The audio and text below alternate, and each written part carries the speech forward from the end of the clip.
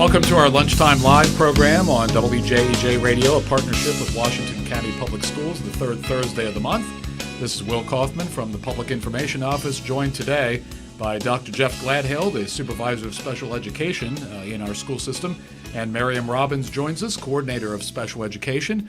As you might well tell, we will focus on special education in Washington County Public Schools. Welcome to the both of you. Appreciate you coming out. Thank you. Thank you. Jeff, what's the range of special education? What does that entail? We provide services to kids from the age of 3 through the age of 21 of all backgrounds, and we focus on kids when they first come into us at the age of 3, if they may have developmental disabilities, and then we work with kids throughout school and then try to get them ready for employment or college when they leave us. Then when they hopefully maybe leave after 4 years with a cohort that they came in with, or they might actually be on a 5-year plan or 6-year plan, graduation plan that's developed when the child turns 14, usually in about the 8th grade. And we work with them each year with transition goals to get them ready to graduate successfully from high school and then move on and either be employed in an area that they're interested in and be successful and can proceed accordingly. And of course, our job is to hopefully mitigate any issues with the potential disability and actually return the kid back to general education so that our kids are successful and may not always be a student with a disability. We want to help work with the kid and eliminate any deficits and have the student be able to function without any services if possible. My guess is that special education is much more of an individual focus than so many other aspects of a public school system or any educational institution. Where is it as simple as no two situations are the same, no two individual students? Is it that simple to describe? Yes, and everything's very individualized. 2 students may have a disability in the area of reading, but the way it presents might be totally different. The kids' interests are going to be different. The way that they progress is going to be different. So all of that is individualized based on the child's progress to whatever specific intervention might be in place for the student. It'll probably be given at different times, maybe given through different teachers. All of that's decided upon through the school-based, classroom-focused improvement planning process. That's times hundreds, times thousands. Yes, we have about 2,300 overall students with disabilities in the county. That's a lot of management, from the individual classroom right up through your office and offices. That's intense. I don't know that the general community, I don't know that someone who's not part of this has any understanding of what's involved on the day-to-day and on the school year by school year. Right, and the majority of our services are actually provided through the general education teacher in the classroom with every other student. So the general education teacher works with the special education teacher, other support staff, and they try to implement everything tailored to all kids, but being specialized for that student, so the student isn't singled out as having a disability, but through the work that the student completes is working on a tailored individual plan that the team has developed. In your opening remarks, you used the age 3, and yet part of our focus today, and part of the focus of the office, Mariam's office for sure, is birth on. So what about those kids from birth on, Mariam? We work with children that are either identified with disabilities or are at risk for disability from the time of birth. In fact, sometimes children are identified pre-birth through in utero testing, and a family would be referred to us at that point. Our primary focus is to work with the family, the parent as a coaching program. We offer physical therapy, occupational therapy, speech therapy. We work really closely with the family based on their identified needs. So although we're looking at supporting the child to be ready to enter kindergarten and be successful in kindergarten, our role first is to support the family and how they then can continue to implement services for that child, help them understand how best to interact with their child and what to do to get their child ready for school. We also do a lot of partnerships We partner with the library, with community agencies to provide services together with those agencies. We provide services at home. We provide them at daycare, grandma's house. We don't really care wherever the child is. We have what we call tot times, and they're little sessions where the parent and child comes together, and we interact with the parent and the child and provide some social support. We provide library times, music times. Our goal is to really meet the child and the parent where they are, expand their expertise and their skills so that when they come through the door, whether it's at 4 for preschool or 5 for kindergarten, that they have those pre-readiness skills to be successful in school. Are we devoting, for lack of a better term, a full-time effort and resources and so forth for those kids? Historically, when did the youngest of these kids become ours as a school system? They become ours as soon as they're identified as eligible for special education. The early intervention program is by law part of the special education law. So the law that supports children at age 3 or whenever they're identified is the same law that provides services for children that are earlier than 3. So whenever they are identified or referred, and anybody can refer, doctors, hospitals, parents, the neighbor, and we'll proceed from there at no cost to family. Talk about that process, the steps, the indicators, maybe somebody's either hypothetical or real, a personal situation where somebody as a household maybe has a question. Where would they go for information, for testing, for all that's involved in ultimately maybe identifying that household's child as someone who might be in need of additional services? Sure. It's very easy, and we try to make it as easy for the family as possible or whomever wants to make the referral. We have a single point of referral, which is at central office, and that phone number is 301-766-8217. And that is our single point of entry, and a secretary there will take the child's name, some very basic information, information about the concern, and some contact information. From there, one of our service coordinators will reach out to that family, talk more about their concerns, schedule an appointment to come visit with them, and then schedule any evaluations that would be recommended. There's no charge. It's all covered through public funding, so parents don't have to be concerned about that. It's often a concern. How much will this cost? Right. And so that is a piece that is taken care of for them. The calls are on the parents, or the calls can come from a physician or another office? The parents can call if they have identified a concern. We often get calls from the physician's office after a child has been there for a visit. It could be a call from the child care provider.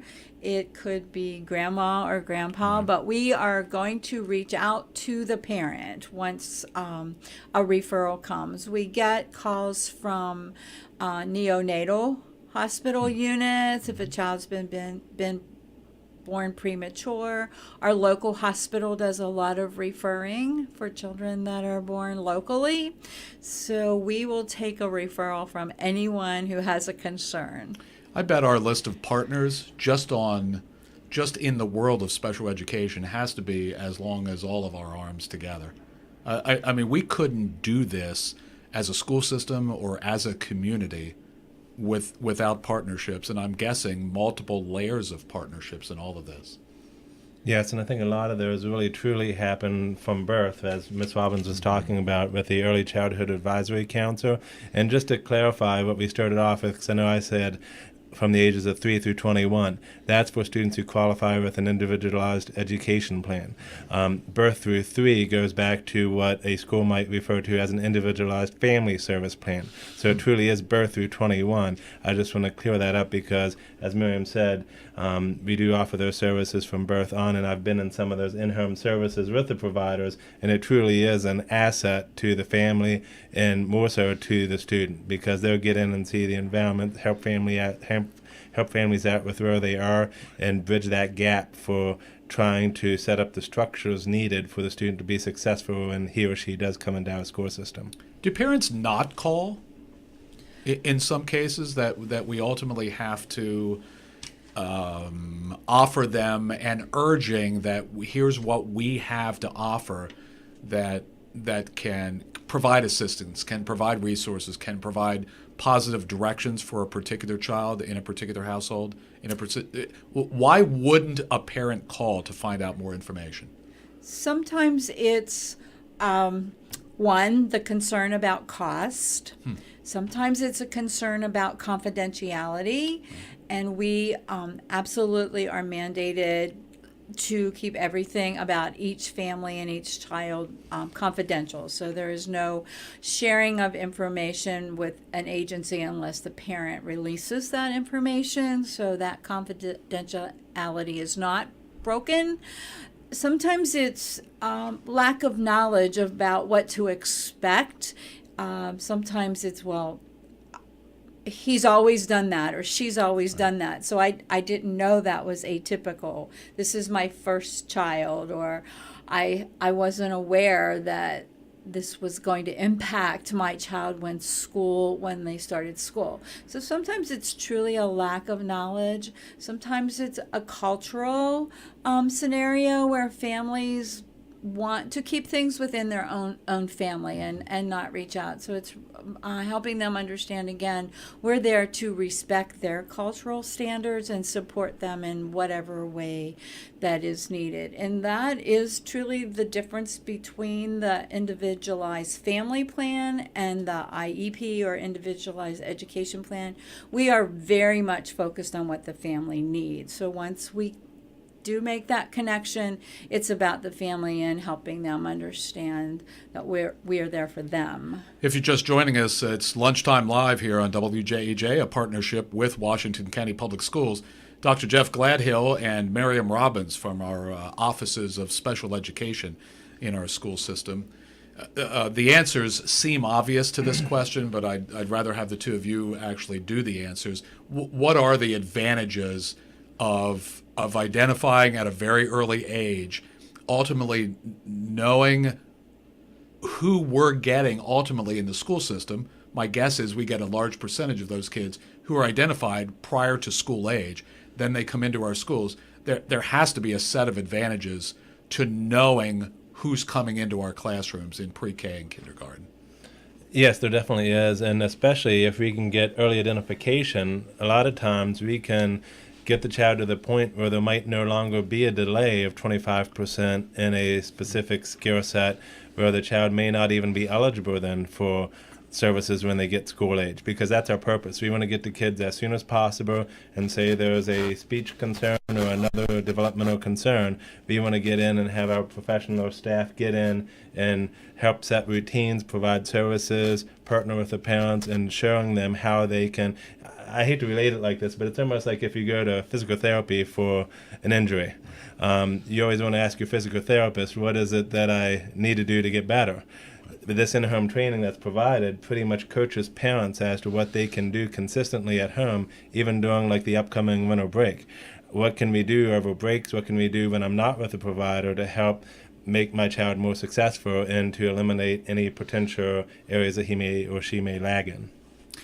We certainly provide information like that, and I'm sure there are community resources also, Mariam. But for those folks who and it's a full-time job. Parenting's a full-time job anyway, and this is I'll say it this way, for lack of a better way to say it, but this seems more of a full-time job for those folks. Like with a winter break coming up, summer breaks and other downtime, when these children aren't in some sort of structured program, aren't in a regular routine. Is there anything that parents, grandparents, caregivers should be aware of for those kinds of times? One of the things is to think about always reading to your child. Start from the time they're infants, reading to them. Let them hear your voice. They'll be excited about the language. They're learning new words. Communication or learning to talk is two-way street. So children that are read to will talk more generally. So that's something we always say. Another thing that seems intuitive often, but is so important, and that's playing. Get on the ground and play with your child. Just doing what they're doing and take their lead will really help them to learn and grow and explore. That curiosity will be fostered. Another thing that research is showing is to resist giving them a piece of technology to fill in the gaps. Give them something that they can play with and manipulate, but research is showing that extensive screen time, whether it's television or telephone or iPads, is really inhibiting the development of communication and language skills. So I would say if they can do anything, it's just play and read with their child during those breaks. You know, if you take out the reference to child, I'm not so sure that those tips don't apply to all of us. You can take out any special qualifications, any special demographics. Those points apply to everybody, every child for sure, you know, whether they're identified in any way whatsoever. Absolutely. Read, play, get the technology out of their hand. You know, that's for all of us. Exactly. I think what a lot of people are seeing when kids are exposed and they don't have the social skills or interacting with other kids, then they come to pre-kindergarten or kindergarten and they need to be able to follow directions and have a social ability and network of 20 some other kids. It's more difficult because they may not have had that if they're always exposed to a TV or the iPad in front of them. How do we get training? How do we prepare our classroom teachers who aren't specifically trained in special education situations? When you say that these children, these students are in regular classrooms, how does the regular classroom staff receive the training? How do they get up to speed, other than, you know, by virtue of a special education staff member, either in the schools or in a set of schools? Well, a lot of special education is really coming down, if you're looking at a learning disability, is where are the deficits of that even before you become special education. Like if you're a school-age student that you might have concerns with and is being referred to special education, the first thing we're going to look at is what are the potential areas of disability. There's going to be an assessment. We're going to see what are those areas. We're going to talk about, of those areas that we might be looking at, what have we done? Have we targeted that in the classroom? Have we done something above and beyond? Has there been a decoding intervention or comprehension intervention? Have we really targeted that deficit before even going to special education? Because when we're going to the table, we should have already eliminated a lot of that to begin with. But once we get a referral, like if it's a parent that have concerns, call even if you're not sure if they happen or not, because we can talk about that. And then once we're at the table, we might have said, you know what, we did do all of this, but we need to do more of it. We need to do it more intensive. It needs to be maybe in a small group. So that's when we talk with the teachers, and they have to maybe even adjust the schedule during the school day for the student to deliver it. Because our highly qualified staff are a highly qualified staff. Our English teacher may still be the best person to deliver it, but it might be more of this specific skill set through this intervention. It's really looking at the child's individual progress and what works for the child, how it works for them. Is it through reading what motivates him the most?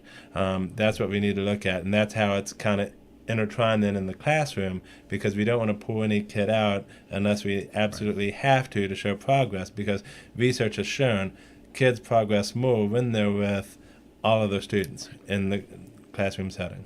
We've been talking about the youngest children and the youngest students. How about the older kids and the older students?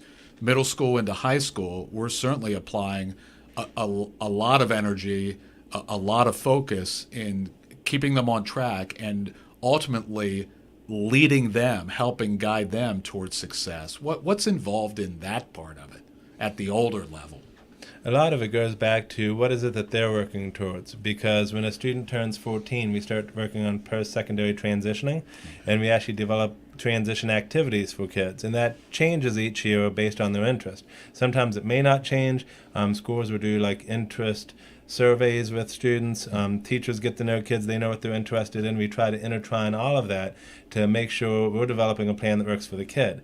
And one of the most important things to talk about at that time is the disability or the struggles the student might be experiencing so extreme that we might need to look at maybe a 5-year high school plan versus a 4-year, because we can do that, and that's part of the individualization of it. Not our students need to graduate in that 4 years, but of course we all want that to happen with our kids, but we always have to look at what's going to be better for my son or daughter. Is it going to be to get 2 more years of education, so then when he does graduate, he's going to have more of these skills and more time to develop them over time?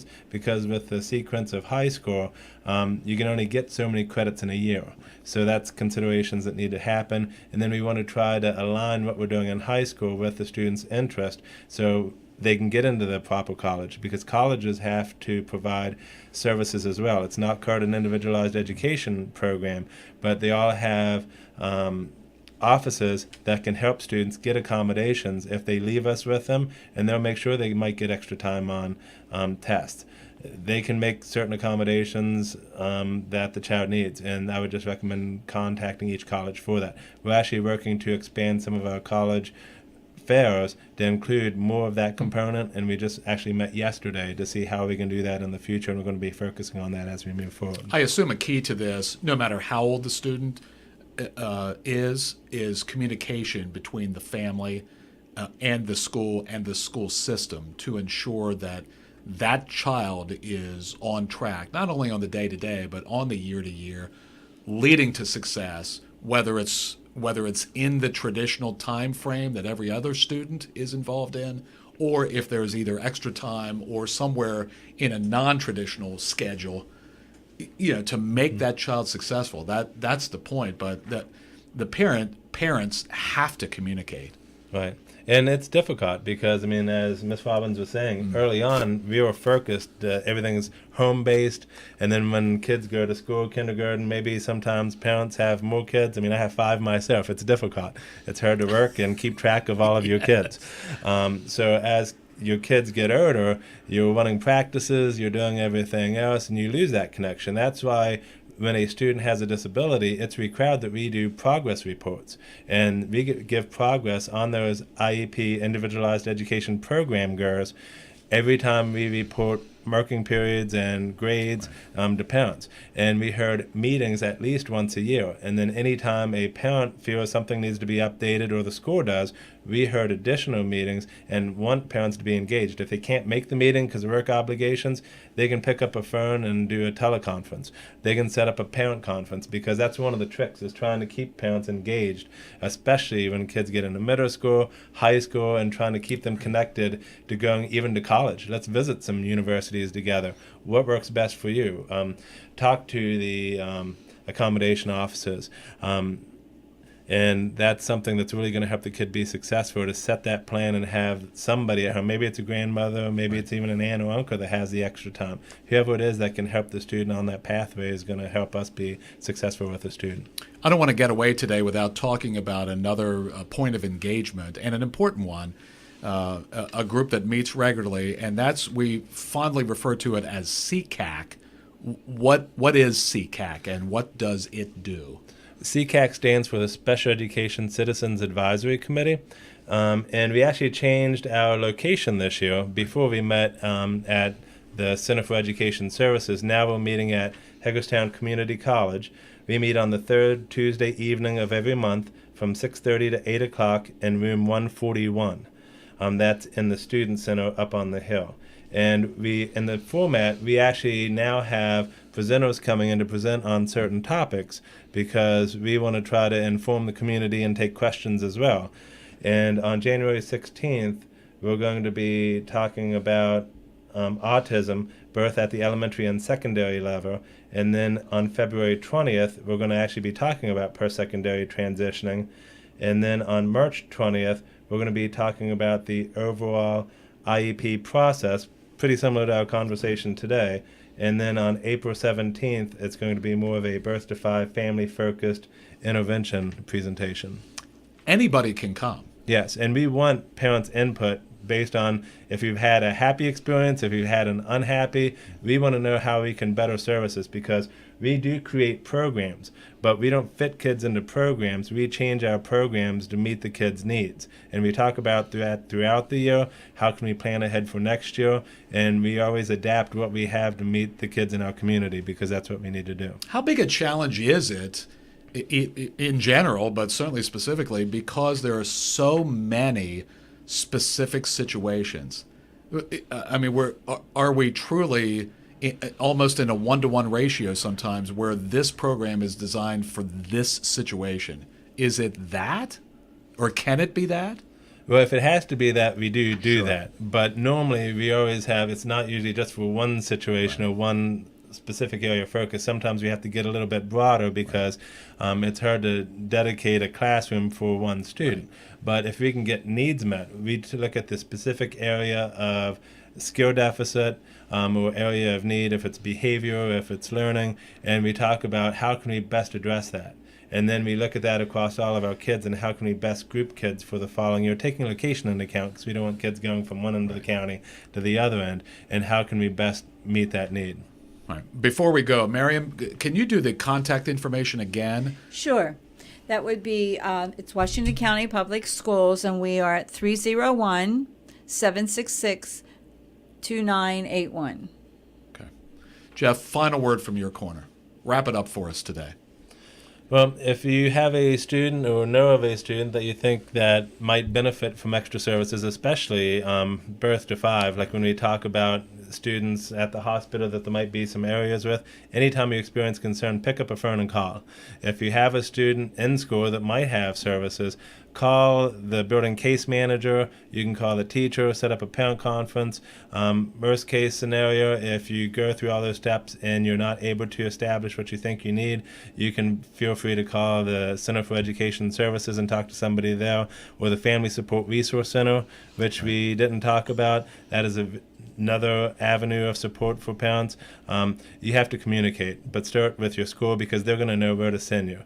But at the end of the day, make sure that you do speak about it and let us know what's working. If it's positive, we also send out a special education survey in the spring of each year. So that's another form for parents to give feedback, that no one knows who you are, but we read all of that information because we get it back, and we take that into account when we develop services for students. For the adults in the lives of these children, if there isn't early identification at a very young age, call any time. Yes. Whether the child has just been born, or whether the child is 7 or 12 or whatever. Once there's any question, call. Yes. That seems to be the way to go. Yes. Very good. Thank you very much for coming out. That's a good show of information. Dr. Jeff Gladhill is Supervisor of Special Education. Mariam Robbins, Coordinator of Special Education for Washington County Public Schools. Thank you two very much. Appreciate it. This is Lunchtime Live. We're here the third Thursday of the month at this time, a partnership between Washington County Public Schools and WJEJ.